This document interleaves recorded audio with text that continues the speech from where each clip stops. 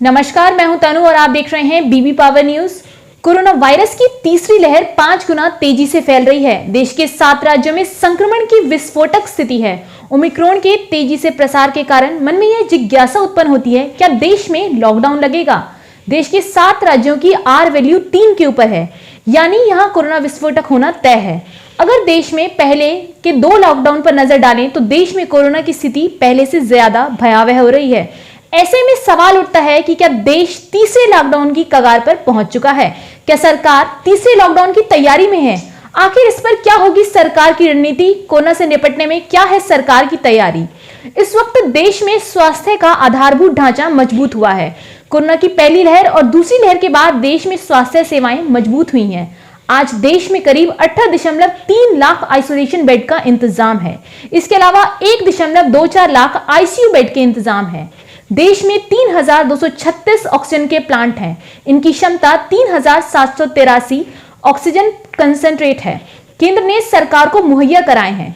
150 crore vaccine की dose दी जा चुकी है। इसमें 64% आबादी को 1 डोज मिल चुकी है और 66% आबादी को वैक्सीन की दोनों डोज लग चुकी है।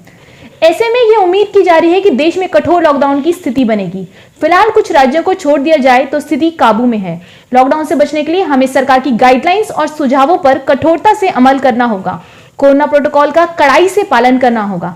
सवाल यह है कि अगर देश के दूसरे लॉकडाउन के फॉर्मूले पर चले तो भारत में इसकी कितनी संभावना है। हालांकि इस बार हालात थोड़े भिन्न हैं। एक राहत वाली बात यह है कि देश में कोरोना की रफ्तार भले ही तेज हो, लेकिन अस्पताल में संक्रमितों की भर्ती होने का अनुपात दूसरी लहर की अपेक्षा काफी धीमी है। इसके अलावा देश में दूसरे लॉकडाउन के बाद देश में स्वास्थ्य सुविधाओं की क्षमता बढ़ी है। कुछ राज्यों को छोड़ दिया जाए तो पहले जैसा पैनिक नहीं है। हालांकि दिल्ली, पश्चिम बंगाल, महाराष्ट्र में कोरोना की स्थिति थोड़ी गंभीर बनी हुई है। इसके बाद झारखंड, बिहार, यूपी, राजस्थान, गुजरात और हरियाणा में नए मामले तेजी से आ रहे हैं।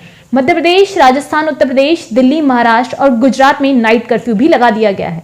एमपी में स्कूलों और कॉलेजों में 50% की स्थिति के साथ अन्य पाबंदियां लगाई गई हैं।